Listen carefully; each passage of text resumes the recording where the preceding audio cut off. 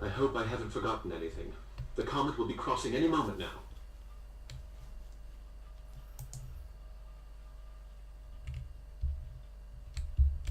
What? No.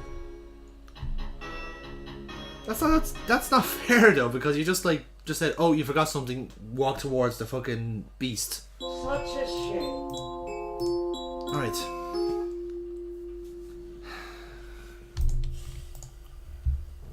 Let's look at this again. Red, green, white and blue. The coloured patches on this butterfly are translucent. I wonder why. Jurg certainly knew how to guard his secrets.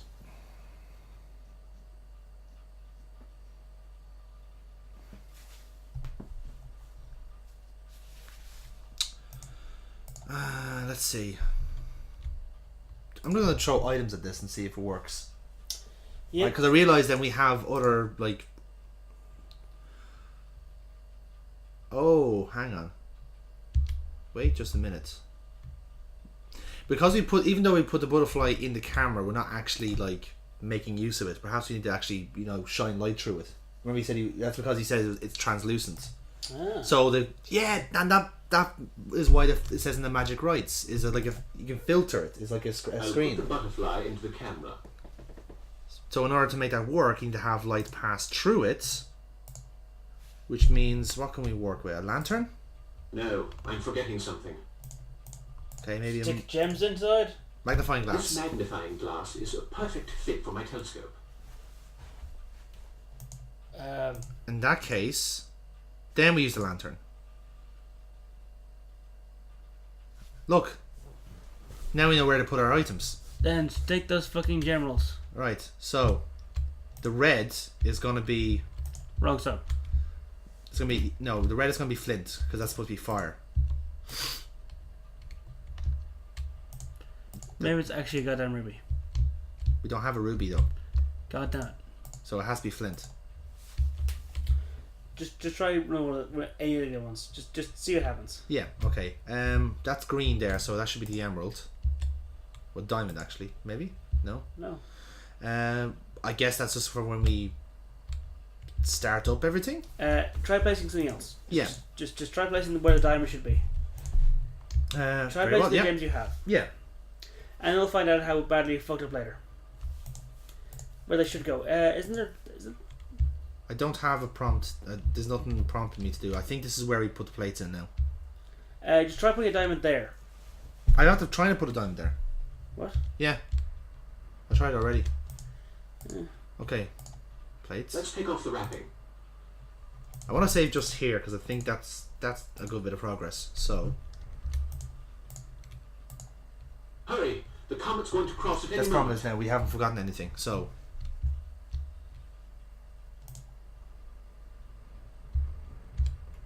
So there's the piece of comet. That's gonna be for. That's gonna be the wind aspect to it. So. Right. The thing is here anyway. So we have fragment of the comet. That's from the air. So we have flint. Flint symbolizes fire. Yes. Thus the color red. Okay, so that's gonna be green. Diamond. The diamond symbolizes earth. Thus the I think this was the air, so that should be the comet. The comet symbolizes air. Let me move, Thus please. the color white. Okay, and then last but not least is the aquamarine. As I just zoom past the Oxythot here, or wherever this fucker is. Aquamarine. Aquamarine symbolizes water. Thus the color blue. And is that... Yagnai. Oh, here we go. Thok, Nagar, Yog Sothoth. Yagnai, Thok, Nagar, Yog Sothoth. Yagnai, Thok, Nagar, Yog Sothoth. We did it! Woo. And here's Bollaskin! We saved the world, Paul. We did it. God damn it. Your mission's over. Cheer up the fuck. We saved the world! Yeah. And more specifically, we're finished with the game. To the great ancients. Somehow I don't think so. But remember, nothing's over. It can all start again somewhere else. Ooh. Lining up the sequel. But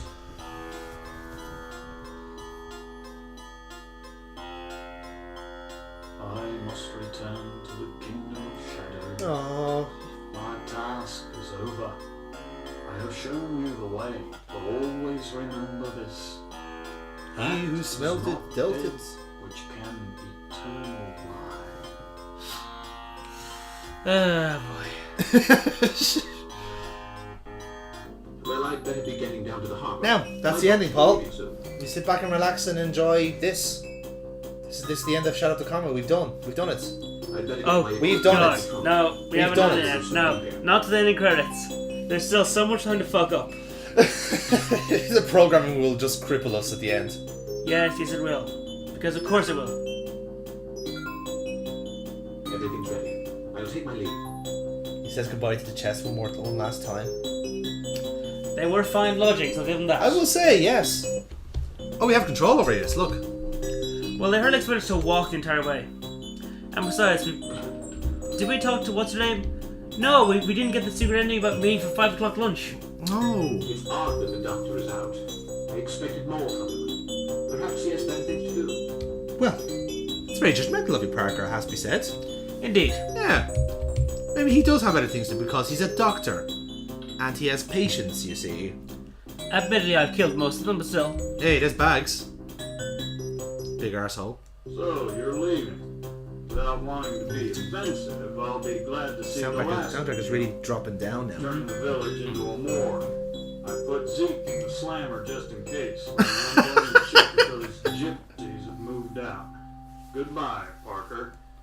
And if I never see you again, it's soon enough for me. Likewise. I love that. He's like, well, Parker, you've been here for 3 days. You've turned the entire village into dead people. I'm still going to imprison the guy just in case. But seriously, good riddance.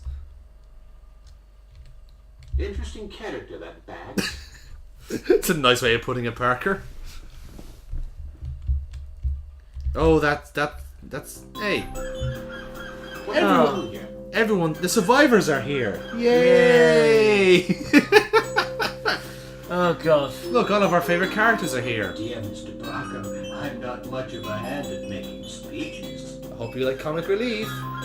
Oh Christ. Well, that's a joke. He talked for 2 hours at the Temperance League meeting. Look, it's Jed. So what? It's Jed. Remember Jed? You had a point with him. Oh yeah. Kindly let the doctor get on with it. Well, doctor, we're waiting. Jed knows better not to stand up to Lady Pricotte. Ooh, nope. Thank you.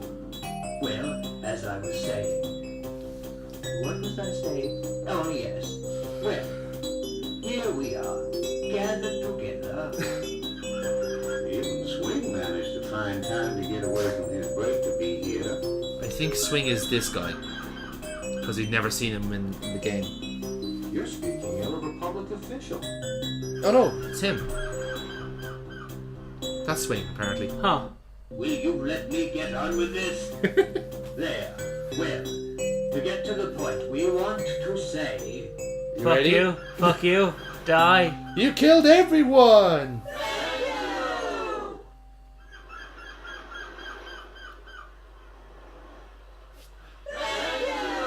Thank you! God damn it. Oh, well, to be honest. Thank you!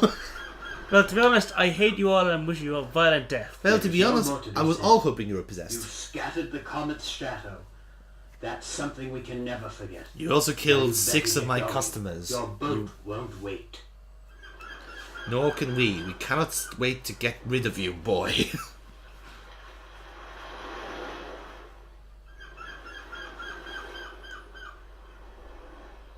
He shouted that as well. It's like, goodbye, Parker. Please leave. And the poor one says, take me with you, take me out of here. Before she gets knocked the fuck out by Pricotte. Pub and drink to my health. Aw. Goodbye, Parker. So you wouldn't have got that line if you didn't have a point with Jed with him. This is the secret ending. I might just do that, Jed. But no secret ending for Pricotte. or her daughter, or her granddaughter. Thanks again for the photo of the stone circle. I'll add it to my collection of other photographs. My pleasure. They're all of stone circles. I love stone circles, Mr. Parker. Ah, I have a complex, you see. The competition is going to heat Oh, my guts. good lord! It will prove the Boleskin was right. What was it he saw exactly?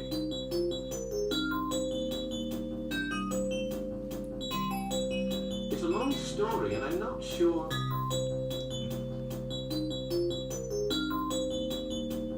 Fun fact, by the way, on his vinyl cabinet is one of the monsters from Alone in the Dark. huh. Long stories are my favorite kind. Go ahead. I'm listening. I hope you brought back a sensational story to tell me. What do you know of Cthulhu? Well, he seems to be de-intensified. Yeah, he's relaxed now. He's gone on holiday now. He's gone through the necessary rest and...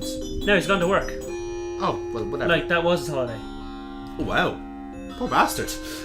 If that was his holiday, I hate to see his work. No, I get to go back to being normal and bored. Huzzah! I'm so happy to be working forever. And not on holiday. Indeed. And that's it. That is Shadow of the Comet in the books, Paul.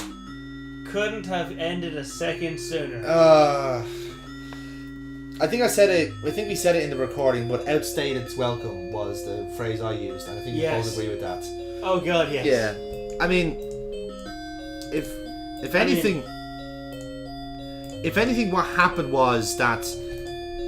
How do I describe this? I'm gonna turn the sound down so we can have a chat. Listen, the bugs were relentless, and our and the programming bugs were the primary antagonists throughout the entire game. Like I say, we weren't actually in danger as such from any of the Cthulhu nightmares. It was just the programming of the game that really conspired against us. Well, let's be fair. There was I think there was 4 or 5 instances where we had to. There was 2 instances where we had to restart playing the game because of programming bugs. There was the thing with Jug, the Getting locked into that.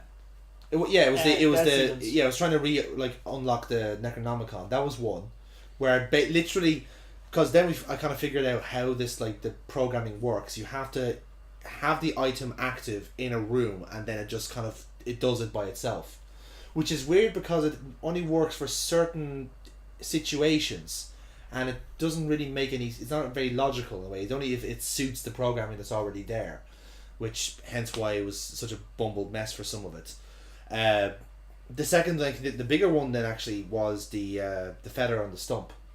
Oh god. Because ultimately the reason that didn't work is because we skipped through the important plot dialogue of an item, and because the building was no longer active, going by the rules of how it sets up items and interacting with them.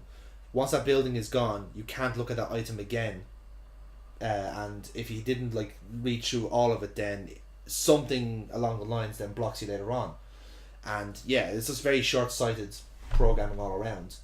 I think, at least for me, I will say the art is actually very good. It looks very well for its time, because they did the right thing in a sense of having a lot of things drawn by hand, so all the faces don't look like Alone in the Dark now, where everything was origami and polygons. At least this way they were hand drawn, they look nice and polished. Even on a really big screen that we're playing on now, it looks decent.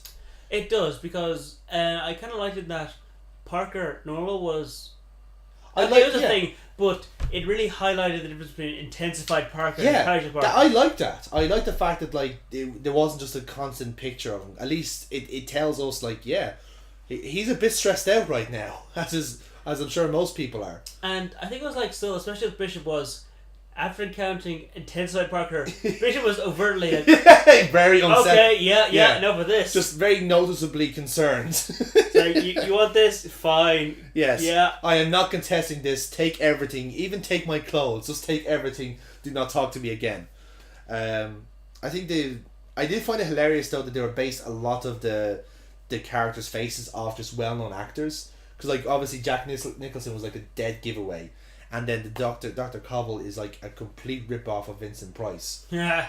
And there's like a whole lot of other ones. There was like one girl that looked like fucking Maureen O'Hara as well. It's like so offsetting to see just these similar but legally distinct actors in this game. Yeah. You're getting these actors by the back door. Like, that's not allowed. There's some sort of rule against that, I'm sure. But and puzzle wise, like, because it was like doing the point and click adventure, it was trying to be like, it was trying to do action oriented parts of it, and it really didn't work. Of course, you could say that now. At least like back then, it was worth a try. But when you're trying to do stuff on the keyboard and you have certain like areas that you can't go near, like even that recently did that passage just at the end, like we're walking around the border of it, but because the art is so panoramic, it gives off the impression you can go to there. You could go there, but you weren't standing in the exact right place and doing the click and look at. Yeah, that like the fucking pool of naphtha. That was the really stupid one. Oh god. But yeah, it's just very. Like you were gonna die there a couple times at least. Yeah, pool. You would do, yeah. Until you realise then what specific like part of the puzzle you have to look at to get it. Like there's no obvious inclination of how to do that initially. You just do that through trial and error. But ultimately, yeah, it is what it is. It's just very poor and short-sighted programming in ultimately what was a very ambitious game, and it was worth a try. I'm sure that their hearts were in the right place. It was just whether it be technology or just a lack of experience in programming just let them down in the end. At least that's my view on it. I don't know what yours is. It basically encompasses everything that I hate about point and click adventures and then some. Really? Because I would say like for the first half was fine for me. Like I enjoyed the first half where everything was building up nicely. It was just the second half when they were trying to like be more action oriented. And for me, like, the game should have ended when you killed the Indian. You should not have gone after all the fucking ancients and evils, because, as you said, that doesn't actually ring true with the mythos of Lovecraft. That's like that's like making your own kind of spin on it, which you shouldn't really do if you're calling yourself Call of Cthulhu. I'm not sure if I described this, but the one time Cthulhu was actually statted in any of the rulebooks for the various games was if you drop a nuclear weapon on Cthulhu, he will regenerate in 1d10 minutes. So you've got a minute to 10 minutes max before Cthulhu's right back. Yeah, and we just have to. So we can only assume that John T. Parker is somewhat radioactive. That's how that was able to work out. There's no other way that whole system worked. But either way, that's the game. At least in fairness, we had our fun with it at the time. You know, there's a lot of characters that we gravitated towards. For better or for worse. There was some, but again, the adventure logic always held it back. Like, I must gather the 3 sticks and the creeper. Just in case. Yeah. One of the woods. So, yes. Well, it's the opening day, you're going to explore every fucking shred of this place, whether you like it or not. But in fairness, I think, I can only hope that we were meant to, like, get the sticks and creeper when we realised that we didn't have a tripod. But at the same token, it's just like little things in game design, like telling us that our tripod is missing, because we know, like from the conversation, that the guy looks through our stuff and sees that we have everything we need. But all you have to do then when that interaction is finished, you just have to say, that's weird. I thought I brought my tripod. I guess I don't have it with me. I'll need to improvise something. Then that's it. Then your next quest is to find something to improvise a tripod. It's such an easy thing to do. And another thing was, I just remembered the one thing that really pissed me off was the map. Remember that we're trying to like find like where to go on the map. Literally nothing told you where to go. Like there was just like you pick an X on the map, and if you got it right, you got it right. If it's wrong, it's wrong. You can't tell either way. Yes, there's no flags or anything to say yes, you got the right place. Well done. Move on. No, it's just yes. I did exit. Yeah, and the thing is, there's no possible way for you to, unless you obviously know where you're going. But if you do get it wrong, is there anything after that tells you that it's wrong? Presumably, the Webster guy just like looks at your map and goes, that doesn't look right. Try again. But like that can easily be solved by just having like your character Parker just saying, I think I might try and that doesn't sound right. That doesn't look right. Like it's a very simple line of text to put in. and you can't like say it's because they didn't have a voice actor for it. This game was out before it had voice acting on it initially, and then they added voice acting to it when they went on CD. So there's no excuse for it. It was just very short-sighted in terms of its ideas and design. This game strikes me as the epitome of everything that the designers didn't really test with an audience that had no idea what they were getting into. Yeah, I think like generally whoever was doing like the QA or beta testing for that needs to like realise that they didn't do a good job. We can say that now, obviously, like 20 years later, but just it's those little things that are done so routinely now, at least in a point and click aspect. Just a lot of things are well signposted now, like to an almost a neurotic degree. This thing does not, for some aspects. It just lets you down completely, because you're almost waiting for some sort of like affirmation when you're not getting it. So at least that's my point of view, anyway. Yeah, the whole thing of it doesn't tell you right or wrong. Yeah. No indication one way or the other. It's just a pain in the hole. Yeah, it is. Well, that's it then. That's our beliefs on Shadow the Comet. Like I said, bad programming, some bad puzzles, very awkward action scenes, but we had our fun with it, in fairness. There were some pretty good character moments. Yeah, like flying off the lighthouse. No, that was just revenge. And turning into a bird. That's the revenge fantasy. The bird is just mind fuckery. Yes. We became a spirit animal, Paul. I don't know what's your opinion on that, but there you go. Like I said, we had some fun with it, but it was more so taking the piss out of it. Oh god, yeah. Because this was presented as a serious Call of Cthulhu game, and then it has like really whimsical things like turning into making a flying machine from these wings on a lighthouse that just happened to be here, or turning into a dove and flying off to see a mystical Indian man.